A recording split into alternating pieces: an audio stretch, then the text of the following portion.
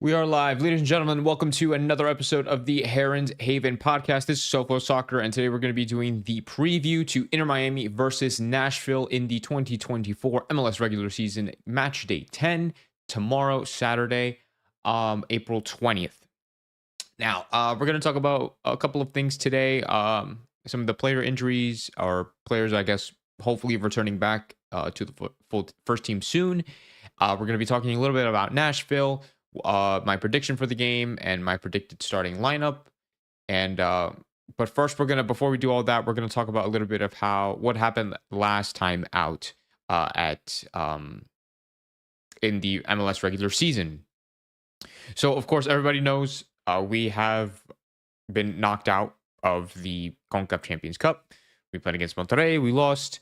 That's in the past. That's old news. Everybody forgot about that. No one, not that nobody cares, but it's forgotten. It's definitely forgotten.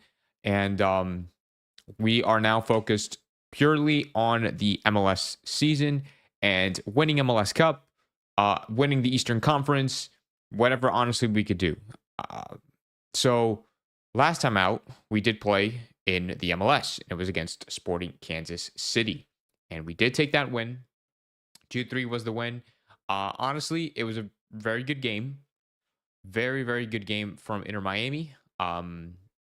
If you missed the review on that, you can check that out. You can check it out in the Heron's Haven podcast playlist, and it'll be there. But we did play a really good game. They scored 2 brilliant goals, so nothing taken away from Sporting Kansas City. But I think we did very well on the night. Tata played the 4-3-3. The biggest downside from that game, honestly, is, to be honest, probably the injury of Jordi Alba. We did lose Jordi Alba. He has a muscle injury. I guess he was just too fatigued. His match load was pretty high, so it was kind of bound to happen for him to get injured. So we are going to lose him for the next couple of games, which I'll talk about in a second. But yeah, Gomez played a great game. If we can honestly play a similar game to what we did against Kansas City, I think that we're going to be okay against Nashville. Now, talking about Nashville in this game against Nashville, in my opinion, this should be a pretty easy game. Okay, everybody keeps saying that Nashville are rivals. That there's like a lot of like bad blood between us and Nashville, and I can understand why people are saying that because of our history in the Leagues Cup and now in our history in the CONCACAF Champions League. We are pretty much undefeated against Nashville ever since Messi joined the club. So, which has been a year so far. In July, it'll be a year. So, before that, we've lost, I think, 4 games or something, or I don't know. Our current record, our head-to-head record with Nashville is 4-4-4. And those ties and those wins have come in the last year, ever since Messi joined in July of 2023. So, in my opinion, in this upcoming game against Nashville, it should be very, very manageable. Nashville have not won a game since, I believe, March 16th. So it's been well over a month since Nashville have actually tasted victory. And so I think that Inter Miami are going to actually just keep piling on top of the misery that Nashville are already facing. There are a lot of questions about their head coach and, the tactics and the style of play that they've been doing in this season so far. And a lot of questions have been raised towards the club in general. And so I think that they're pretty, I don't want to say demoralized, but I think the vibes in the club are pretty low. And now they're going to be playing against Inter Miami. That gives them a lot of motivation to get revenge from last time out. We obviously did knock them out in the CONCACAF Champions League, I guess pretty recently. I don't know, a couple of weeks ago, a month. I don't know how long it's been. And we tied, I think it was 2-2 the first leg, and then we came back and beat them in the second leg. So they're going to obviously want revenge, especially with everybody. If everybody hypes this up as a rivalry, it's going to be a pretty intense game. It's going to be a very intense game. But yeah, Nashville have only won 1 game out of 7 this season. 1-4-2 is their record. 1 win, 4 draws, and 2 losses. Those 2 losses coming to LAFC and Philadelphia Union, which was their most recent loss on April 6th. And what's it called? So yeah, I think Inter Miami have an amazing chance going into this game. What? Let me before. Okay, I just wanted to make sure that was pulled up. So yeah, the loss of Jordi Alba, I think. So actually, before I continue, I'm going to talk about some of the players, right? So obviously on Twitter, if you follow any Inter Miami news or any of the other outlets or other people who do podcasts and things like that, we all pretty much tweet about Inter Miami news, whether it's regards of the club or of the squad of the players returning from injury, who's going to be playing, Messi news. If you want to follow me on Twitter, the link will be in the description already. And so yeah. So from training, there are a lot of updates from training. Leon Campana and Robbie Taylor are soon to be returning. Um, they'll train with the group one more week before being available for selection, according to Alex Winley. Shout out to her. She's been doing awesome. And on Jordi Alba, Tata Martino has reported per Michelle Kaufman that Jordi Alba has a leg muscle injury and will miss the next 2 games. And after that, it will be a game-by-game decision. So it is confirmed that Jordi Alba will be out a minimum of 2 games. So he's going to miss next week, or he's going to miss. Excuse me. He's going to miss. He's going to miss tomorrow, and he's going to miss the game after that, which is against New England, and that is literally the next week. So he's going to miss this game at home against Nashville, the next game away against New England, and I'd be surprised if he even comes back by mid-May. Honestly, he'll probably miss the Red Bulls game, which is on May 4th. He might be back against the Montreal game on Saturday, but if anything, they'll probably rest him for the Derby, the Florida Derby against Orlando for May 15th. Let me show you the schedule here. I'll move my face to the... Oh, that's not what I wanted to do. Oh, that's not what I wanted to do either. If I can click on my camera, that'd be great. Yeah. So let me move myself on this side. Yeah. So that's the upcoming schedule for this for the season so far up until the end of May. Obviously, Nashville tomorrow, New England, Red Bulls, Montreal, Orlando, DC, and Vancouver. Honestly, not the easiest. Probably the easiest game of that of this like entire schedule is maybe Montreal. And I only say maybe is because we lost against Montreal last time out, and so which was very, very disappointing. But yeah, it's going to be a very, very difficult schedule, and losing Jordi Alba is going to be big. But we do have Franco Negri, so that's a good. I don't want to say replacement, because you can't really replace Jordi Alba. But I think to do the job and to do it well, Franco Negri is the guy. We also have Noah Allen that can play left back, even though I know that Tata Martino highly rates him as a center back. We're going to have to play Noah Allen at the left back role and switch between him and Franco Negri, which is totally fine. I'm honestly not really opposed to that. But yeah, I just have a lot of high hopes going into this game. Everybody's is going to be fully fit, right? So we have Messi. We're gonna have Messi. We're gonna have Suarez. We're gonna have Busquets. We're gonna have Grussel.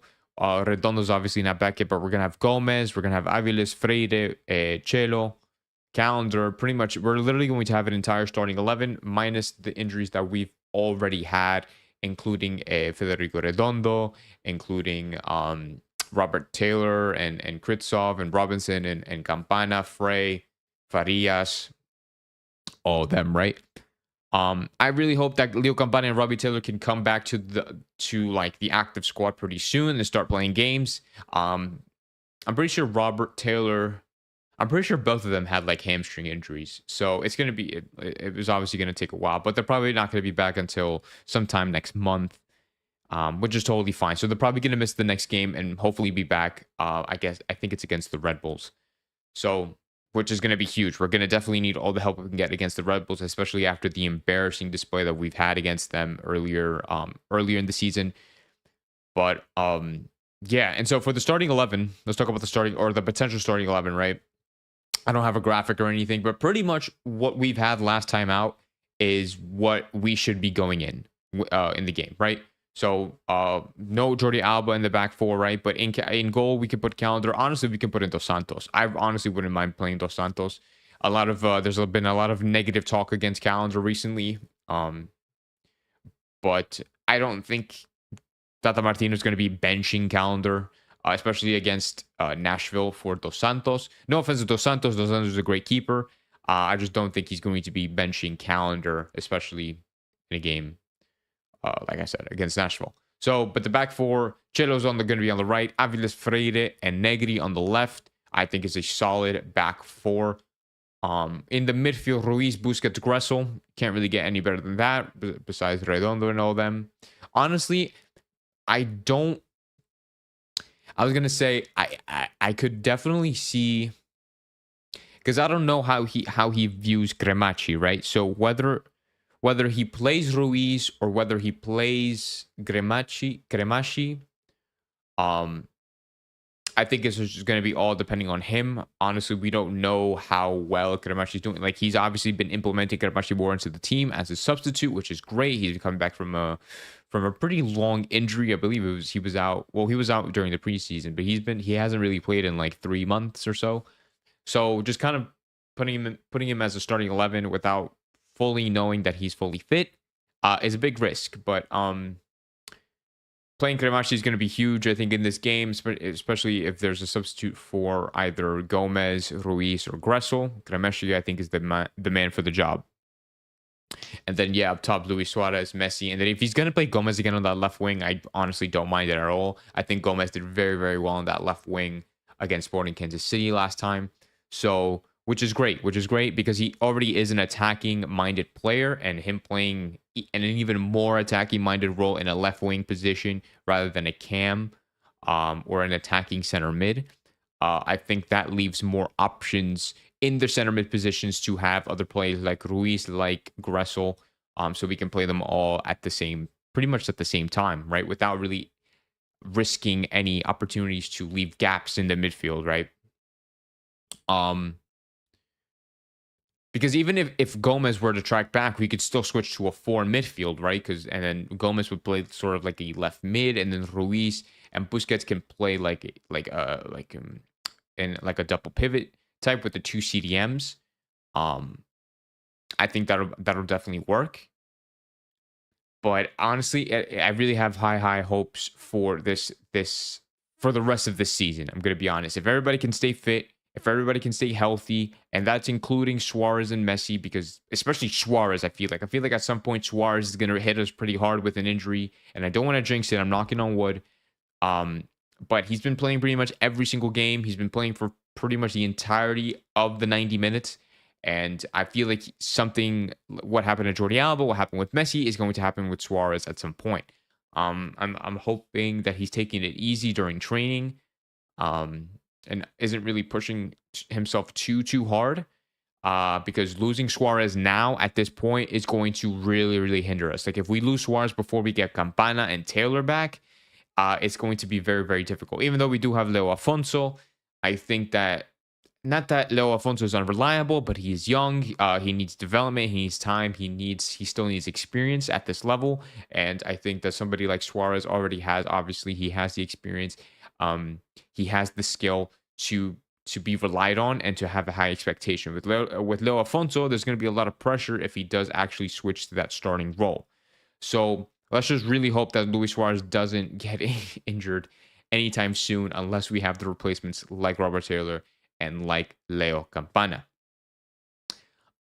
Same thing kind of goes for Busquets. Really hope that Busquets doesn't get injured at any point. Because he's, like I said, I think he's been the most consistent of everybody in terms of starting every game, playing the entire 90 minutes, and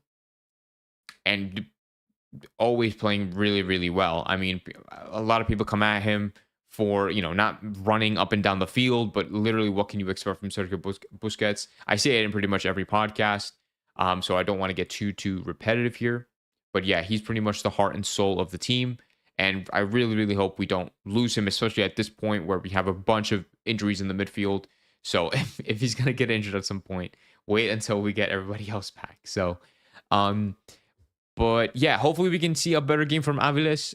He did okay last time out. He did very well defensively. In transition, he needs to do better. Distributing, he needs to do better. So hopefully we can see a better Aviles and honestly a better Chelo. Chelo was not a little he was a little disappointing against Sporting Kansas City last time. It was just a lot of mistakes, and so we're gonna need to expect a little more from him. There's going to be obviously already naturally a lot of pressure coming from Chelo being the only natural right back at the club. So we're going to have to expect a lot from him, and that's just the unfortunate situation.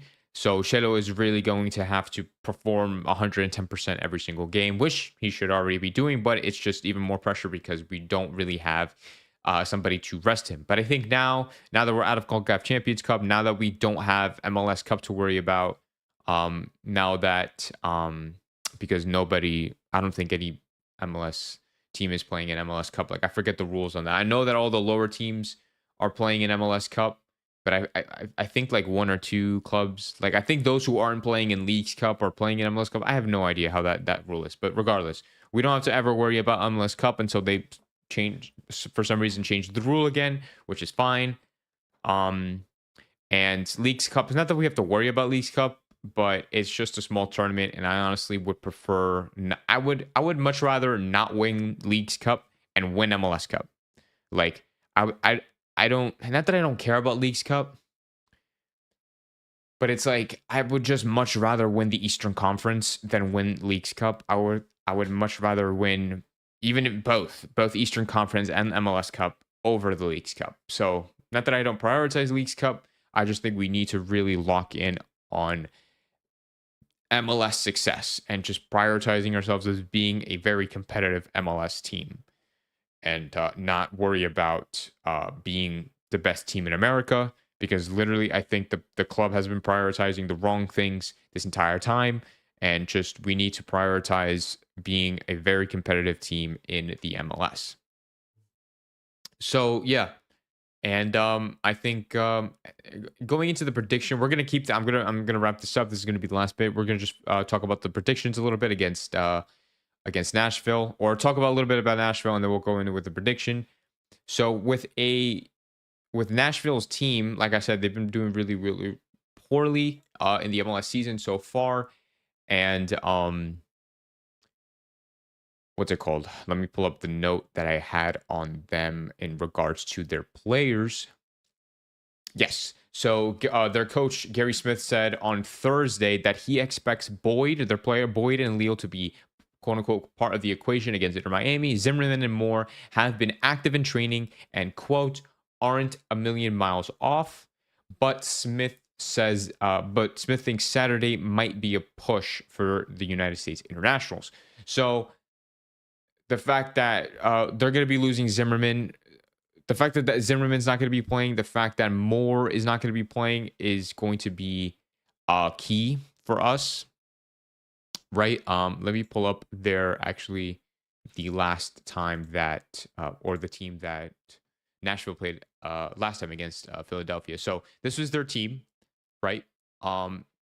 No, what's it called? No Zimmerman, no Leal, and they're still out injured, which is good for us. It's terrible for them, but it's great for us. So there's two international players that they're missing, and I think that's something that we're gonna have to be taking advantage of. Um. Uh. Yeah, and so and then obviously Sturridge is somebody that we have to look out for, and Schaffelberg. Those were huge threats last time out. Or no, mainly Schaffelberg. Schaffelberg was kind of all over us. Sturridge, I think, was pretty quiet. Mukhtar, I think, was pretty quiet. Mule, I think, had an okay game.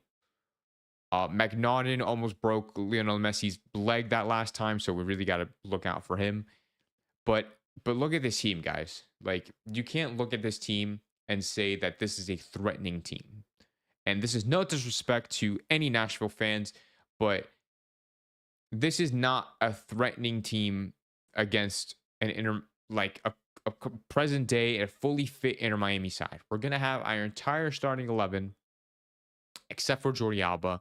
This is a team that we should be smacking, disrespectfully smacking. Like, we need to be smacking a team like this, regardless of the players that they think that they have, like Mukhtar, like Schaffelberg, like Sturridge. Honestly, this is a team. In my opinion, any other result here that isn't a win is a loss. If we tie against them, it's a loss. And if we tie, it's going to be on us. It's not going to be on. It's not going to be on. It's not going to be on Nashville. With that being said, a prediction for this game, in my opinion, I think we're going to be taking the win here. I think we should be winning 3-1. That's goals from Messi. That's goals from Gomez. Maybe a goal from Gressel. Probably Suarez could be getting on the board. Honestly, I don't know. I think that Gomez is definitely going to be getting a goal contribution if he starts, especially on that left wing. Suarez should be getting a goal, in my opinion. Messi is definitely going to be looking to find the back of the net. Whether he'll find it or not, I'm not sure, but he'll definitely get a goal contribution. I think 3-1 is a very, very fair prediction. I think it's a very reasonable prediction. It's nothing out of the ordinary. It's not me overhyping Inter Miami. It's not. It's definitely. I think it properly resembles the balance and the scale of Inter Miami and Nashville. I think in terms of on paper and especially performances this season, Inter Miami are here, Nashville are here. The scale is definitely in our favor. We are definitely higher up. Um, so yeah, and that's what I think. You guys can let me know what you think in the comments down below. I'm gonna wrap up the Inter Miami podcast episode here. Thank you so much for watching this Inter Miami versus Nashville SC preview in the MLS 2024 season, match day 10. I will see you guys next time. Oh, also, by the way, before I end, I will not be going live after the game on Saturday. I will be out of time this weekend, so I'm going to pick it back up on Monday. So be sure to look out for a match review on Monday around the afternoon time. On Saturday, though, I will be doing a live tweeting. So I will be going live. Well, not going live, but I will be tweeting throughout the game of my thoughts and just kind of my analysis of how the game is going. So follow me on Twitter, link it in the description. I'll see you guys on Monday for the next Heron Haven podcast. Take care.